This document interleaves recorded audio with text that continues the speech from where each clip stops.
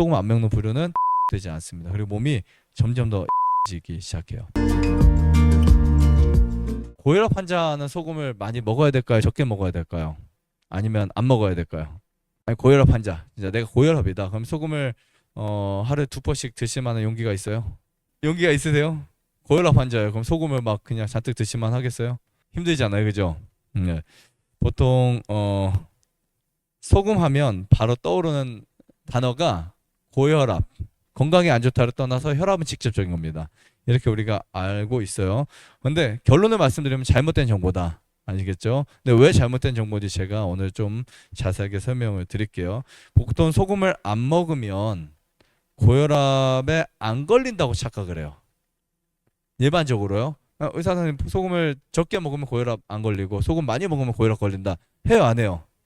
100명의 의사에 찾아가서 다 물어보세요. 선생님, 제가 고혈압 환자인데 소금을 잔뜩 먹어도 되나요? 큰일 날라고. 내가 그냥 혼나죠. 근데 오히려 보세요. 고혈압 환자가 늘어나고 있어요. 그렇죠? 저염 혹은 소금 감염이라고 하죠. 소금을 제한시켜서 먹는 사람들에게도 고혈압 환자가 늘어나고 있고요. 재밌는 사실은 고혈압 환자가 실제로 혈압 때문에 소금을 많이 끊어요. 근데 혈압이 낮지 않습니다. 평생 그래도 약을 먹어요. 놀랍죠? 이런 부분에 대해서 말씀을 드릴게요. 매스컴에서 고혈압에 소금을 줄여라, 안 좋다, 이런 표현들이 정말 많이 나면서 우리 일반 한국 사람들, 특히 전 세계적으로 소금은 해롭다, 이렇게 굉장히 세뇌되어 있습니다. 정말 소금과 혈압이 관련돼 있다면, 좀 우스운 이야기일 수 있지만 바다 물고기들 다 혈압 걸려야 돼요. 맞죠? 사료는 생물이잖아요. 어쨌든 걔네도. 근데 혈압 걸려야 돼요. 걸리지 않습니다. 절대로요. 그리고 고염도에 사는 생물은 생존할 수가 없습니다. 우리 몸의 심장을 다른 말로 무슨 통이라고 하죠? 염통이라고 합니다. 염통이 무슨 뜻이에요? 소금통이죠, 소금통. 네. 옛날에 다 이렇게 소금통이라 심장을 염통이라고 했는데 굉장히 짠 곳입니다. 옛날에는 저염을 권장하지 않았어도 혈압 환자가 많지 않았어요. 소금을 줄이면 고혈압이 완치돼서 혈압약을 먹지 않은 일이 절대 생기지 않습니다. 절대 생기지 않아요. 이게 이제 핵심이에요. 결론은 소금과 고혈압은 장기적으로 볼 때 문제가 없다. 장기적으로 볼 때 문제가 없어요. 이 소금과 고혈압에 대한 이 내용들이 왜 나왔을까? 논문에서 나왔으니까 당연히 나왔겠죠. 이 부분들을 제가 좀 말씀드릴게요. 최초로 소금과 고혈압의 관계를 밝힌 사람이 1904년 아메리카의 본자드 박사의 고혈압 소금 제한요법에서 실시되기 시작했어요. 그 당시에 이제 소금의 과잉 섭취가, 염분의 과잉 섭취가 몸에 문제가 된다라는 것을 논문에 쓸 때부터 이제 사람들은 소금이 안 좋구나라는 것을 피상적으로 알기 시작합니다. 나중에 염분 섭취량이 적은 사람에게도 고혈압에 노출되었었는데 나중에 그 실험 그 내용을 보니까 그 여러 사람을 실험해서 소금과 혈압에 대한 문제점들 파악해서 했는데 나중에 보니까 소금을 적게 먹은 사람도 혈압이 걸린 거예요. 왜 걸렸는지를 딱 보니까 백미를 먹었어요. 매운 음식 먹고요. 그리고 최근 의학에서는, 최근 관점에서는 단 거 있죠. 단 게 짠 거보다 혈압에 더 문제가 된다는 것이 밝혀졌어요. 실제로. 이건 최근이고요. 자, 그 다음 논문은 1953년 메네리 박사의 실험입니다. 이거 제가 여러 번 말하죠. 실험용 쥐 10마리에게 소금을 먹이는 거예요. 소금을. 10마리 쥐에게 통상의 20배에서 30배 소금을 먹입니다. 20배, 30배 소금 먹여요. 그래 놓고서는 나중에 고혈압 걸렸다고 이제 주장하는 거예요. 너무 웃기지 않나요? 그러니까 쥐에게 20배, 30배 소금을 먹이고 물도 일반 물을 안 마시게 하고 약 1%의 식염을 계속 먹였어요. 물은 다 1%의 식염, 소금 넣은 물을 마시게 하고 소금은 매일 20배, 30배 기존 양의 섭취를 하게 했어요. 그래서 6개월간 실험했는데 그중에 4마리가 죽었어요. 고혈압에 걸려서. 그래서 그 논문을 만든 거죠. 소금을 많이 먹으면 고혈압으로 죽을 수 있다. 그래서 이제 그 당시부터 시작해서 지금 이 내용을 가지고, 이 토대를 가지고 계속해서 우리 소금 먹으면 안 돼 이렇게 이야기하는 거예요. 근데 역으로 한번 계산해 볼게요. 죽지 않은 쥐가 몇 마리였을까요? 6마리. 사람이 이 정도 소금의 양이면 어느 정도인지를 좀 계산해 봤더니 하루에 여러분들 200g의 소금을 먹는 거예요. 밥 한 공기. 그리고 또 거기에 소금물을 25g을 먹는 거예요. 소금을 25g이면 여러분 소금 나눠드린 거 8포 가까이 드시네요. 8포. 엄청나죠? 그리고 저희 소금 말고 그거를 정제염으로 환산했을 때는 12포 정도 먹는 거예요. 그래서 봤더니 정제염 드셨을 때 나트륨이 훨씬 더 많으니까 어떻게 될까요? 죽지요. 그런데 안 죽었어요. 6개월 동안 쥐가요. 그래서 오히려 이런 표현을 하는 거예요. 인간이 이만큼 먹을 수 없습니다. 절대. 여러분 생각해 보세요. 여러분 소금을 밥처럼 한 공기씩 하루에 한 공기를 먹어요. 한 끼를 먹어야 돼요. 먹을 수 있어요, 없어요? 절대 못 먹어요. 요즘에 소금 권장 섭취량이 10g이에요. 10g.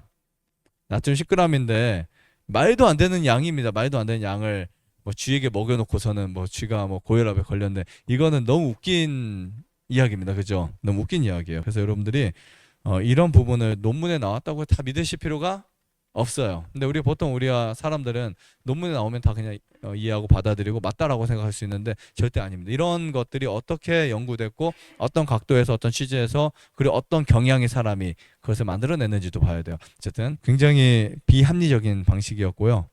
소금을 먹으면 혈압이 오른다는 말은 결론적으로 엉터리다 이렇게 보시면 될 것 같습니다. 여러분들이 생각해 보세요. 산삼을 20배 드신다. 산삼 한 뿌리 먹는 게 한 20뿌리 먹었다. 그래도 문제가 생기고요. 여러분들이 지금까지 드셔왔던 뭐 셀레늄이라든지 뭐 비타민이라든지 미네랄 어떤 그 여러 가지 영양제를 권장량이 20배를 드신다고 생각해 보세요. 아이고가 나오죠. 큰일 납니다. 일주일도 안 가서 한 달도 안 가서 간 망가져요. 정말 그냥 다 망가집니다. 여러분 앞이 안 보일 거예요. 그리고 어지러워서 못 다닐 수도 있고요. 그냥 죽습니다. 무슨 말인지 아시겠죠? 20배, 30배를 먹었다고 보세요. 아무리 좋은 영양제를 하더라도요. 아무리 좋은 라이코펜 20배, 30배. 큰일 날 수 있어요. 하지만 소금은 이렇게 30배를 먹었어도 괜찮았다. 오히려 더 놀라운 건요. 걱정 안 하셔도 된다는 게 뭐냐면 여러분 그 정도 먹을 리가 없잖아요. 하루에 진짜 소금 10포씩 드신 분이 있어요. 저희 소금. 실제로. 10포. 민낯에서 10포 드시는 분이 있어요. 근데 그분은 일반 소금 아예 안 드세요. 10포 먹어봐야 다른 소금 안 먹으니까. 어떤 분은 7포를 드시는 분이 있어요. 5포 드시는 분도 있어요. 근데 종종 이제 문자 오거나 통화를 합니다. 전혀 문제가 없고 오히려 더 건강하다고. 너무 건강한 컨디션 너무 좋다고. 자기는 정제염 아예 1g도 안 먹는다고. 대신에 이 소금 드신다고. 근데 이제 진짜 물에 타서요. 그러니까 물을 아예 이물로만 드시는 분이 있어요. 지금 한 8개월째. 근데 전혀 문제가 없어. 너무 건강해진 거예요. 생기가 나고 얼굴이 좋아지고 변이 좋아지고 뭐 여러 가지 현상 좋아진 현상들 말씀하시는데 근데 저는 절대로 여러분들에게 그렇게 드시라고 추천하지 않아요. 왜냐면 약이 아니니까 여러분들이 알아서 2포든 3포든 4포든 드시는 거 괜찮지만 어쨌든 다른 음식에서 소금을 줄이면 돼요. 만약 여러분들이 아침 점심 저녁 먹잖아요. 저녁 먹는 양을 소금 먹었던 소금 양 있잖아요. 저녁에 내가 찌개도 먹고 반찬도 먹고 김치도 먹었어요. 그러면 거기에 소금이 얼마나 될까요? 한 2포 정도 되지 않을까? 한 포나? 그럼 그걸 그냥 물로 마시면 된다는 거예요. 그리고 나는 국이나 찌개를 거의 안 먹는다 이제는. 매일 국찌개를 밥 먹을 때마다 드셨던 분들 그 양을 따로 소금물을 타서 드시면 됩니다. 그러면 하루에 4포 5포 그냥 먹을 수 있어요. 계산해서 드시면 돼요. 그런데 우리가 지금까지 먹었던 소금은 양이 많아질수록 문제였지만 이 소금은 전혀 그런 문제가 없다. 괜찮다. 이렇게 말씀드리고 싶고요. 오히려 소금과 고혈압은 저는 결론 내린 게 문제가 없다. 상관이 없다. 우리가 그냥 일반적으로 단기적으로 문제가 될 수 있어요. 소금 먹으면 당연히 혈압 올라갈 수 있겠죠. 여러분들이 운동을 하면 바로 뛰어박질을 하면 막 운동 달리기를 하거나 등산하면 혈압이 올라가요, 안 올라가요? 올라가잖아요. 일시적으로 올라갈 수 있지만 시간이 지나면 오히려 맥박이 이제 오히려 안정이 될 수 있고 혈압이 오히려 안정이 될 수 있어요. 마찬가지입니다. 소금을 먹으면 우리가 보통 이를 희석하기 위해서 물을 마시게 돼요. 그러니까 혈압이 오른다고 주장합니다. 왜냐하면 혈액 속에 소금이 많게 되면 몸이 이제 물을 요구하잖아요. 그러면 혈액량이 증가해요. 그래서 이거는 의료인들도 다 알아요. 소금 먹으면 혈액이 많아진다. 이거 되게 좋은 현상이거든요. 우리 혈액이 부족해서 순환이 잘 안 되는 거예요. 혈액이 많아지면 순환이 잘 돼요. 그래서 혈액량이 많아지니까 무슨 혈압이 올라간다, 막 증가한다 이런 말을 하는데 굉장히 일시적입니다. 네, 굉장히 일시적이에요. 여러분 소금을 너무 과하게 먹잖아요. 그러면 문제가 생기기 전에 설사를 합니다. 여러분들이 만약에 내가 소금물을 1리터를 마셨어요. 근데 소금을 좀 더 짜게 마셨어요. 짜게 마실수록 우리 몸은 흡수하지 않습니다. 그러니까 오히려 많은 사람들이 생각하는 것처럼 소금 먹으면 몸속에 다 흡수돼서 뭐 문제가 되는 거 아니야 라고 생각하시지만 몸속에 다 흡수되는 게 아니라 오히려 배설하게 될 수 있어요. 그래서 소금물 관장이라는 게 항문 관장하지 않고도 마시면서도 관장이 됩니다. 그 말은 우리 몸에서 배출한다 이렇게 보시면 될 것 같고요. 혈압에 가장 큰 문제가 되는 주범들이 사실 기름기, 그 다음에 매운 것들, 그리고 단 음식들, 특히 백미 이런 것들, 이런 게 혈압에 문제가 될 수 있어요. 그리고 소금을 줄였을 때 혈압이 떨어지는 경우는 통계적으로 고혈압 환자의 2%에서 3%밖에 되지 않아요. 그것도 일시적으로, 한시적으로. 대부분의 경우 소금과는 상관관계가 없다라고 저는 결론을 내리고 있고요. 병원에서 우리가 링거액을 이제 위장으로 넣지 않고 어디로 넣어요? 혈액으로 가죠.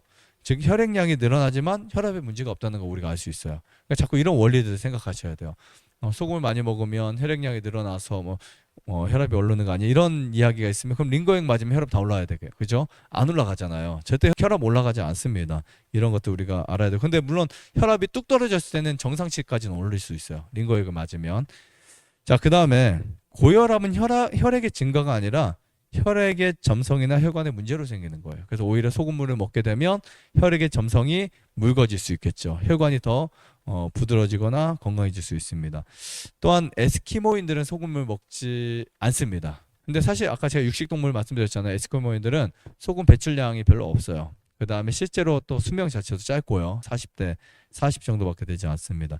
육식동물은 소금 섭취하지 않아도 나트륨을 고기에 섭취해요. 에스키모인들이 똑같습니다. 그렇게 보시면 될 것 같고, 그 다음에 칼륨 섭취가 적기 때문에 나트륨 배출이 극히 적다. 이거 다시 한번 기억하시면 좋을 것 같습니다. 그리고 소금을 우리가 좀 더 먹는다고 해도 우리 몸에 그것이 다 쌓이는 게 아니고 배출되는 능력도 갖고 있다. 특히 이제 미네랄 소금은 배출 능력이 뛰어나요. 실험 결과가 나옵니다. 왜냐 칼륨이나 마그네슘 같은 경우는 나트륨과 반대적 성질을 갖고 있어요. 근데 여러분들이 그냥 염화 나트륨 혹은 또 정지염만 먹게 되면 배출이 잘 안 될 수 있어요.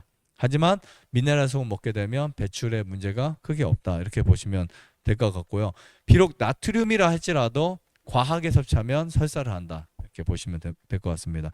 그리고 저염, 무염식관 환자는 절대로 건강이 회복되지 않아요. 어떤 병이든지 간에 장기적으로 봤을 때 절대 회복되지 않습니다. 충분히 소금을 섭취하셔야 되고 오히려 여러분 꾸준히 소금을 좀 늘리시면 좋을 것 같습니다. 늘리시면 좋을 것 같고 몸에 따라서 여러분들이 스스로 좀 이렇게 맞춰 드시면 돼요. 제 주변에 보면 저 소금 많이 먹으면서 몸이 좋아졌어요 라는 사람들은 봤어도 소금 안 먹고 몸이 좋아졌어요 라는 사람은 전혀 못 봤습니다. 단 처음에 소금 끊고 몸이 좋아졌다는 말은 처음에 디톡스 기간이나 한 달 내로 2, 3개월 내로는 소금 끊고 좋아질 수 있어요. 어느 정도까지는. 근데 그때 그게 소금 끊어서 좋아진 건지 백미나 아니 가공식품 끊어서 좋아진 건지 육식 끊어서 좋아진 건지 모르겠어요. 솔직히요. 하지만 장기적으로 이 채식을 하는 사람들을 보면 채식을 해도 소금을 안 먹는 부류와 소금 먹는 부류가 있어요. 소금 안 먹는 부류는 회복되지 않습니다. 그리고 몸이 점점 더 약해지기 시작해요. 저는 소금 충분히 먹어야 된다. 그리고 여러분들이 음식도 짜게 드셔도 돼요. 어차피 우리 국찌개 많이 안 먹잖아요. 그리고 저녁 우리가 식사를 잘 하지 않잖아요. 그러면 충분히 짜게 오히려 소금을 더 간간하게 드셔야 되지 않을까. 처음에는 우리가 소금 양이 부족했다가 소금이 갑자기 들어오면 부을 수도 있고 그런 명현 현상들이 굉장히 많이 있습니다. 붓는 현상도 많고 그리고 처음부터 많이 드시지 말고 나눠서 조금씩 드시면 될 것 같습니다. 그 다음에 이제 이런 건 있습니다.